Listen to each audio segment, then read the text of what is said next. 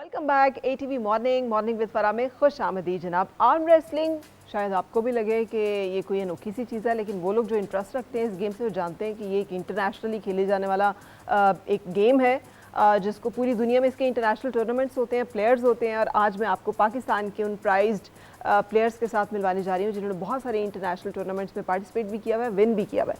सबसे पहले मेरे साथ है मोहम्मद साद राजपूत, मास रेसलर हैं आप। -60 में play in -60 is weight category. जी मैं भी यही समझ रही थी -60 जो कोई टेम्परेचर है लेकिन ये वर्ल्ड सिल्वर मेडलिस्ट हैं आप। उसके साथ साथ आप एशियन ब्रॉन्ज मेडलिस्ट भी हैं।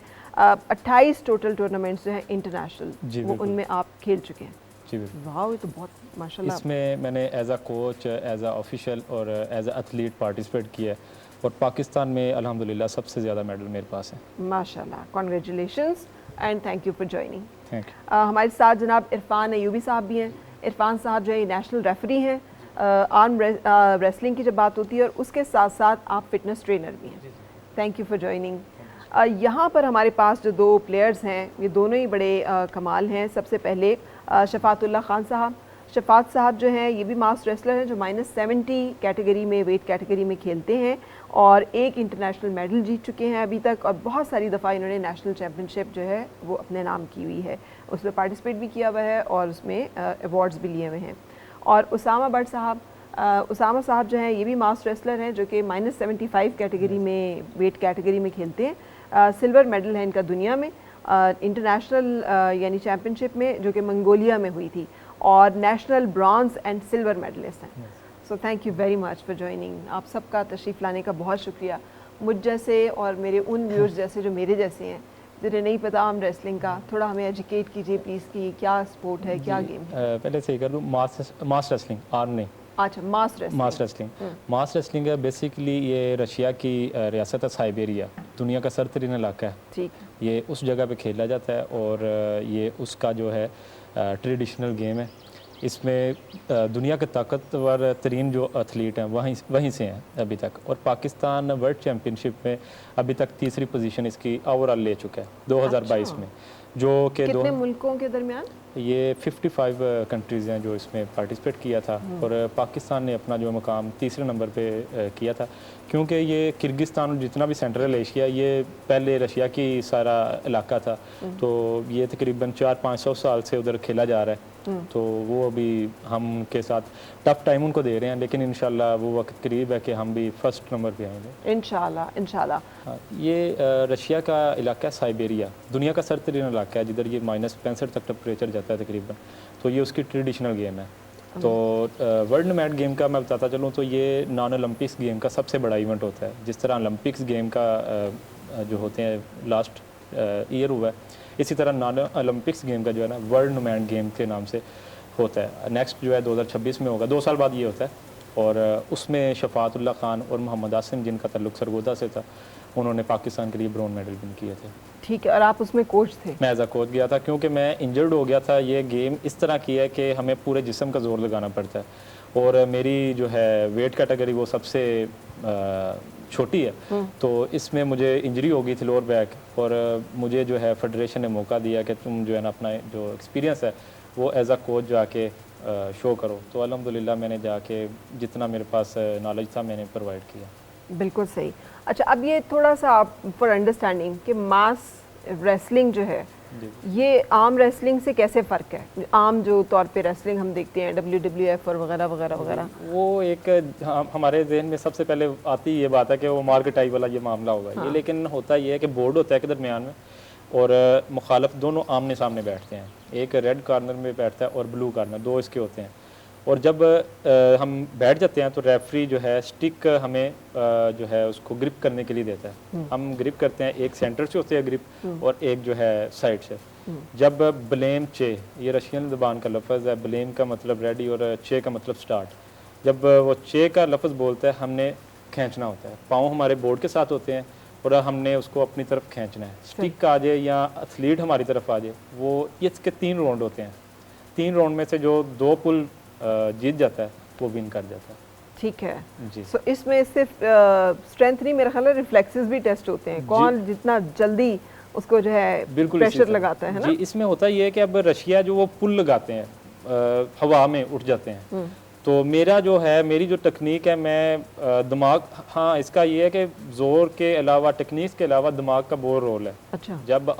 जब इस पे बैठना है बोर्ड पे, तो आपको अपने जो है मुखालफ हरीफ को देखना पड़ता है कि वो उसका दिमाग कहाँ पे चल रहा है, वो क्या टेक्निक लगाने वाला है। तो उल्ट हमें करके वो अपना हरीफ को जो दिखाना कुछ है और करना कुछ है, ये भी बहुत मैटर करता है। वाह।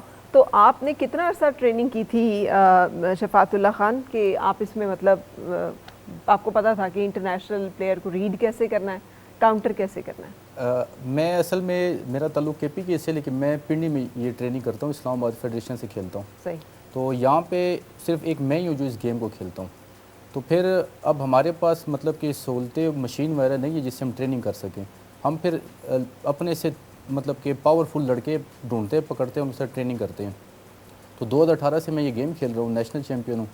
फिर मुझे मौका 2022 में मिला बाहर का, तो उसमें पार्टिसिपेट किया, उसमें मेरी 5th पोजीशन आई। फिर नेक्स्ट एक और तुर्की में मुझे पार्टिसिपेट करने का मौका मिला, उसमें मेरी 4th पोजीशन आई। अच्छा। फिर ये बड़ा इवेंट है वर्ल्ड नोमैड्स गेम का, तो मैंने फिर साद के पास जाना शुरू कर दिया, गुजरांवाला के, ट्रेनिंग कर सकूँ। इसके अलावा और काफ़ी दोस्त हैं, उनके पास जाना शुरू कर दिया कि मैं ट्रेनिंग करूँ। तो इनके साथ फिर ट्रेनिंग वगैरह करके इनसे काफ़ी कुछ सीखा भी है कि आपने टेक्निक्स कैसे करनी है, क्योंकि उनकी टेक्निक्स बहुत अच्छी हमसे। अभी आप आर्म रेसलिंग का कह रही थी, उसमें आपने सिर्फ बाजू का जोर लगाना है, सिर्फ आपका एक बाजू इस्तेमाल होता है। तो हमारी गेम में फुल बॉडी इस्तेमाल होती है, मास रेसलिंग है। ठीक है। आपने फुल बॉडी का इस्तेमाल भी करना है और अपनी आंखों से उसको देखना भी है कि वो कहाँ से कमज़ोर पड़ रहा है, आपने कहाँ से उसको हिट करना है। ठीक है। और दिमाग का भी इस्तेमाल करना है। ठीक है। तो ये बहुत पावरफुल गेम है। ये अगर कोई सर्च करना चाहे तो यूट्यूब पे इसके क्लिप्स वगैरह फिर अवेलेबल होते हैं, क्योंकि आप लोगों के मेरा ख्याल है रेसलिंग या चैंपियनशिप्स या टूर्नामेंट्स दिखाए तो नहीं जाते कि आम लोगों को इसके बारे में पता हो। ये पाकिस्तान में बेसिकली 10 से 12 साल हुए हैं ये गेम। वैसे तो वर्ल्ड में तकरीबन ख़ास तौर रशिया और इसके जो आसपास के ममालिक हैं उनमें तो 300-400 साल से ये खेली जा रही है। पाकिस्तान में 10 से 12 साल हुए हैं, लेकिन अभी पाकिस्तान में टिकटॉक और सोशल मीडिया पे काफ़ी ये फेमस है। इसकी बड़ी वीडियोस वायरल हो रही है। मेरी अपनी जो वीडियोस हैं वो 25-25 मिलियन पे गई हैं। अच्छा। इसकी जो तो पाकिस्तान में बहुत गुड न्यूज़ है ना। जी बिल्कुल। इसी तरह पाकिस्तानी अवाम बहुत ज़्यादा सपोर्ट करती है और बहुत अप्रिशिएट, खासकर जब हमारी वीडियोस आती हैं तो दुआएं जो लोग नीचे करते हैं तो बहुत खुशी महसूस होती है कि ये आज उसी का नतीजा, खासकर दुआएं करते हैं लेकिन स्पॉन्सरशिप नहीं देते। बिल्कुल ये इसी तरह। हम लास्ट टाइम हमने जाना था मंगोलिया में, उसामा बट पार्टिसिपेट करने में कामयाब हुआ। शफात ने जाना था, मैंने जाना था, तो आखिर तक यही कहा गया कि आपको स्पॉन्सर होगा और पार्टिसिपेट करोगे। हमने मतलब हम अपनी ट्रेनिंग में मसरूफ़ थे, लेकिन आखिर पे आके जो है ना पीछे जो हमारा रूट नहीं बनता मंगोलिया की तरफ ना। अब हम इधर से दुबई जाएंगे, दुबई तकरीबन 11-12 घंटे का स्टे, फिर जो है उधर से बीजिंग से फिर बहुत लंबा रूट था ना। तो आखिर पे आके हमें जो है ना स्पॉन्सर नहीं हुआ, तो हम पार्टिसिपेट करने से जो है ना इधर नहीं कर सके।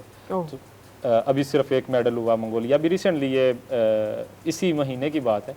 उसामा ने अभी विन किया सिल्वर मेडल, और अगर शफात जाता तो मुझे इस पर पूरा भरोसा था ये गोल्ड मेडल विन करता। और मैं भी अल्हम्दुलिल्लाह पूरी ट्रेनिंग में था। मैंने अभी भी जो है अपना वेट 10 kg कम किया हुआ। कितने पैसों का मसला था? पैसों का अभी जो है 5 लाख की टिकट थी, तकरीबन 4-4.5 लाख की टिकट थी। और इसके अलावा जो है मेडिकल हमारा होता है और जो मुख्तलिफ अखराजात होते हैं शामिल होते हैं। अगर मैंने रिसेंटली जो 2024 है, इधर मैंने एज अ ऑफिशियल भी मेरा स्टूडेंट था, चिल्ड्रन ऑफ एशिया हुआ था, जो मैंने अभी ये वेस्ट कोट भी पहनी हुई है। तो चिल्ड्रन ऑफ एशिया में मैंने उसका भी खुद अपनी जेब से उसको मैंने स्पॉन्सर किया था, और अपना भी मैं लास्ट ईयर मेरे तकरीबन 13 से 14 इंटरनेशनल टूर हुए। और वो सारे अपनी वो जेब से किए? 2 से 3 मुझे स्पॉन्सर्स है, बाकी खुद मैंने अपनी जेब से किए थे। और जो है अपना मेरा स्टूडेंट, उसको भी मैंने अपनी जेब से किया था। अच्छा, आप मुझे बताएं, आपने बताया 5 लाख रुपया टिकट का हो गया, अभी ये लास्ट गेम जिसकी हम बात कर रहे हैं, और वहाँ पे क्या 10 लाख रुपए लग जाते होंगे रहने के, खाने पीने के, बोर्डिंग लॉजिंग के? अकोमोडेशन उनकी थी, लेकिन फिर भी तकरीबन 6.5 तक बात गई थी। 6.5 टोटल? जी। मतलब टिकट एंड वहाँ स्टे मिला के 6.5 लाख रुपया एक प्लेयर का, जो ना होने की वजह से आप लोग उस टूर्नामेंट में नहीं जा सके हैं। मैं तो चले गया था, ये पार्टिसिपेट कर गए थे। हाँ, लेकिन आप लोग नहीं जा सके। मैं और साथ रह गए थे। आप और साथ नहीं जा सके थे। सो ये कितनी अलार्मिंग बात है कि एक मुल्क जिसकी आबादी जो है वो अरब करोड़ों में है, जहाँ पे इतने लोग, इतने कामयाब बिजनेसमैन हैं, वहाँ के जो प्लेयर्स हैं वो एक इंटरनेशनल टूर्नामेंट में पर बंदा 6 लाख रुपए की अगर उसकी कॉस्ट आ रही थी तो वो नहीं जा सके हैं। और मैं इंटरेस्टिंग बात बताऊं, उधर हमारा कोई कोच भी नहीं गया पार्टिसिपेट करने के लिए। उसामा उधर पार्टिसिपेट करने वाला अकेला था, हमारे प्रेसिडेंट साहब गए हुए थे। तो उधर इंडिया का जो आपके फेडरेशन के प्रेसिडेंट? जी जी बिल्कुल, वो गए थे। फेडरेशन के प्रेसिडेंट भी अपने खर्चे पे गए थे? जी बिल्कुल इसी तरह।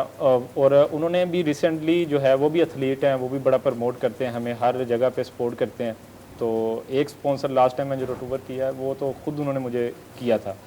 और अभी वो जो है अमेरिका से जो वर्ल्ड फायर गेम हुई है पुलिस की, हाँ। उसमें जो है उन्होंने 2 मेडल विन किए थे। वो खुद भी एथलीट हैं और वो इस बात को बहुत जो है क्लोजली जानते हैं। तो मैं बताता चलूँ, अभी उसामा गया अकेला था, कोई भी इसको पुश करने वाला नहीं था। जब हम स्टेज पे जाते हैं तो जब तक हमें कोई जो है हमें पंप नहीं करता तो ये एक हौसला हो जाता है बहुत ज़्यादा। तो इंडिया का एक पंजाब से जो है एथलीट था, वो एज अ कोच इसके साथ गया। ये उसने बहुत जो है ना बड़ा, क्योंकि जब भी कोई इंडिया से आता है तो सबसे पहले उनको यही कहा जाता है कि आपने पाकिस्तानी को नहीं मिलना। तो उसने पाकिस्तान का जो कलर है वो पहन के इसके साथ एज अ कोच जाके पार्टिसिपेट किया। और जो है ना ये एक बहुत ही जो है उसने एक अच्छा पैगाम भी दिया। हाँ जी, तो ये एक अच्छी मिसाल, स्पोर्ट्समैन स्पिरिट जो है जी जी वो जिस तरफ से भी आए, वो देखें एक ये आला ज़रफ़ी की भी और एक स्पोर्ट्समैन स्पिरिट की भी एक मिसाल है। तो उसामा फिर आप कैसे गए, आपके लिए कैसे मुमकिन हुआ पार्टिसिपेट करना? मेरे लिए ऐसे मुमकिन हुआ कि कुछ लोगों ने मेरे साथ ताउन कर दिया था और बाकी जो जितने अखराजात थे ना वो मैंने फिर खुद बियर किए हैं और वहाँ पे पार्टिसिपेट किया फिर। और वैसे भी वहाँ पे अकेला था और जो मतलब कि खेल ये ना तो कोई कोच था मेरे साथ, कोई हौसला वगैरह देने के लिए कुछ भी नहीं था। बाकी अल्हम्दुलिल्लाह मैंने सिल्वर मेडल जीत लिया था। ये तो बड़ी बात है कि मतलब अकेला बंदा जाए और फिर भी वो सिल्वर मेडल जीत ले, that is a great achievement, है ना? तो जब आप वापस आते हैं तो फिर उस पर फिर कुछ एक्नॉलेजमेंट मिलती है कि हाँ बड़े अच्छा किया, शाबाश? जी ये तो मतलब कि बड़ी खुशी की बात थी। सब मेरे घर वाले वो मेरे पर फख्र कर रहे थे कि जी मतलब मैं अकेला गया और सिल्वर मेडल जीत के आ गया हूँ। उनको यही बहुत था कि अकेला गया है और जीत के आ गया, कोई सपोर्ट नहीं थी है। बाकी अल्हम्दुलिल्लाह इंशाल्लाह फिर आगे इवेंट आ रहे हैं, एशियन चैम्पियनशिप भी आ रही है। कब है? तकरीबन 2 महीने बाद। 2 महीने बाद, यानी अक्टूबर में? जी अक्टूबर में।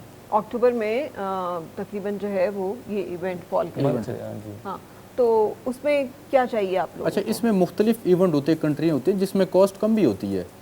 सिर्फ मंगोलिया के लिए कॉस्ट ज़्यादा थी क्योंकि वाया नहीं पड़ रहा था हमें। दो मतलब कि दुबई फिर चाइना फिर आगे जाना, तो उसमें दिन भी 2-3 लगने थे। अब जैसे ये उज़्बेकिस्तान या इसके अलावा ताजिकिस्तान या किर्गिस्तान इन ममालिक में आता है तो हमें फ़्लाइट सस्ती मिल जाती है, जिसमें ज़्यादा से ज़्यादा 2.5-3 लाख रुपए तक भी अखराजात होते हैं। लेकिन उसके बावजूद भी कोई भी सपोर्ट नहीं करता। 37 घंटे की तो फ़्लाइट थी उधर जाने के लिए। तकरीबन एक जगह पे बीजिंग में मेरा 11 घंटे का स्टे था और दुबई में भी मेरा 4 घंटे का स्टे था। ठीक है, तो अब ये जो अक्टूबर में टूर्नामेंट आ रहा है, इसके लिए क्या रिक्वायर्ड है आप लोगों? रिक्वायर्ड स्पॉन्सर, इसमें हम अपनी अकोमोडेशन जो इधर पाकिस्तान में कर रहे हैं, अपना जो डाइट वगैरह वो तो हम खुद कर ही रहे हैं, मैनेज सारा कुछ कर रहे हैं। तो अभी जो है उसके लिए जाहिर सी बात है सबसे ज़्यादा जो हमें मुश्किल होती है वो एन वक्त पे हमने जब जाना होता है, तो सबसे ज़्यादा ट्रैवल जो होती है एक्सपेंसेस वो हमें तकरीबन मैक्सिमम जो है ना 5 लाख होंगे इसके। और बाकी तो हम मैनेज कर रहे हैं। हुकूमत से हम यही गुजारिश करते हैं कि हमें जो है ना कम से कम वजीफ़ा दिया जाए, ख़ासकर जो पाकिस्तान को पहले रिप्रेजेंट कर चुके हैं।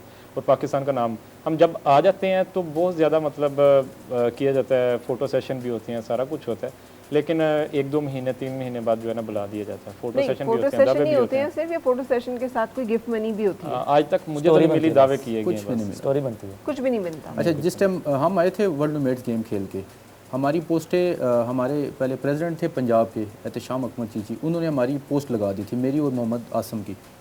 तो गुजरात का अब हम उसको नहीं जानते, उन्होंने उनसे रब्ता करके कि ये 2 लड़कों के हमें नंबर दे दो। फिर उस बंदे ने रब्ता किया हमसे कि आप अपने अकाउंट शेयर करें। हमने कहा पता नहीं फ्रॉड होगा ये क्या होगा, लेकिन उस बंदे ने 50,000 मुझे और 50,000 मेरे दूसरे पार्टनर को हमें एज ए गिफ्ट उन्होंने किया। कहते हैं मुझे खुशी हुई है कि आप पाकिस्तान को रिप्रेजेंट करके आए और विन कर गए, अपने पाकिस्तान का झंडा जो है ऊपर किया, रोशन किया। हाँ, तो उसने अपना तारुफ नहीं कराया, बस ये कि हमें इनाम के तौर पे 50,000 रुपये दिए। उसके अलावा किसी ने भी आज तक पूछा भी नहीं है। ये भी एक इंडिविजुअल है? जी। ये कोई इदारा नहीं है, कोई इदारा ये नहीं। कोई मतलब ऐसा एक रेगुलर सिस्टम नहीं है। सो ये तो बड़ी डिसहार्टनिंग, बड़ी बिल्कुल हौसला शिकन सी बात है। इसी तरह चिल्ड्रन ऑफ एशिया में गया था। मैंने बताया कि मैंने अपने जो मेरा एथलीट है चिल्ड्रन ऑफ एशिया में माइनस जो है 14 की एज में जो हुए थे उधर, तो मैंने स्पॉन्सर किया था। अब दूसरी गेम भी थी जिसमें मुख्तलिफ़ खेल थे, क्योंकि ये मुख्तलिफ इसमें तकरीबन कोई 20-25 खेल थे मुख्तलिफ़ किस्म के। पाकिस्तान स्पोर्ट बोर्ड ने सबको सपोर्ट किया, सबको स्पॉन्सर किया, और एक ख़ास कर सिर्फ मास रेसलिंग थी जिसको जो है ना एन वक्त पे उन्होंने कहा जी हमारे पास फ़ंड नहीं है, अभी हम नहीं कर सकते। तो हम अपने ख़र्चे पे गया, उनमें से कोई एक भी मेडल नहीं लेके आ सका। हम एक ही एथलीट लेके गए हैं अल्हम्दुलिल्लाह, वो भी जो है ना पाकिस्तान के लिए जो मेडल लेकर आया अल्हम्दुलिल्लाह। आपने ये पाकिस्तान स्पोर्ट्स बोर्ड के साथ शेयर किया फिर जी कि बिल्कुल ये किया। भी हमें दरअसल जो है ना वो एफिलिएशन नहीं दे रहे क्लियरली, पता नहीं, आई डोंट नो, बस आखिर पे हमारा मामला, लेकिन वो भी कह रहे हैं कि थोड़ा सा तखीर है, ये है वो, बस कर रहे हैं। क्योंकि जब भी कोई एथलीट लेके आता है सबसे बड़ी उसको यही खुशी होती है कि पैसों का कोई नहीं मतलब होता कि हमें बहुत ज़्यादा कोई नवाजा जाए, लेकिन बस सपोर्ट होनी चाहिए कि खासकर नहीं क्यों नहीं होता। आप जीते जागते इंसान है, गोश्त पोस्ट के, हर इंसान को ज़िंदा रहने के लिए, और अगर वो इतना मेहनत किसी एक काम में कर रहा है तो उस काम से उसका रिटर्न चाहिए होता है ताकि वो उस काम को ही अच्छी तरह से कर सके। ये तो एक बड़ी जायज़ और मुनासिब बात है। पूरी दुनिया में जो लोग स्पोर्ट्समैन हैं, जो प्लेयर्स हैं, उनको लुक आफ्टर किया जाता है। ये तो बदकिस्मती हमारे यहाँ पर है, और कितनी अलार्मिंग बात है जो आप मुझे बता रहे हैं। यानी मुझे तो समझ में भी नहीं आ रहा कि 5-6 लाख रुपया मैक्सिमम अगर किसी एक टूर्नामेंट में एक प्लेयर का खर्च हो रहा है, तो 5-6 लाख रुपया जो है वो नहीं मैनेज हो सकता कि वो प्लेयर इंटरनेशनली जाके तो पाकिस्तान को रिप्रेजेंट करे और विन करके आ सके। इससे ज़्यादा कि नाअहली जो है, या फिर नालायकी कह लें, या हम सब की जैसे कह लें मेरिट को सपोर्ट ना करने की मिसाल और क्या होगी। तो फिर क्यों खेलते हैं आप साथ? मैं अगर आपकी जगह हूँ तो मैं तो ऐसा गेम बिल्कुल ना खेलूँ। बेसिक मुझे जब आज से तकरीबन जब मैंने जो है ये स्टार्ट किया था इंटरनेशनल, मेरा पहला जो टूर है 2021 में हुआ था, तो पहले मुझे ये था कि मैं जीत जाऊंगा तो काफ़ी इनाम मिलेंगे और बड़ी होगी। लेकिन जब मुझे घर से थोड़ी सी सपोर्ट हुई है तो मैं सिर्फ उस लिए खेल रहा हूँ।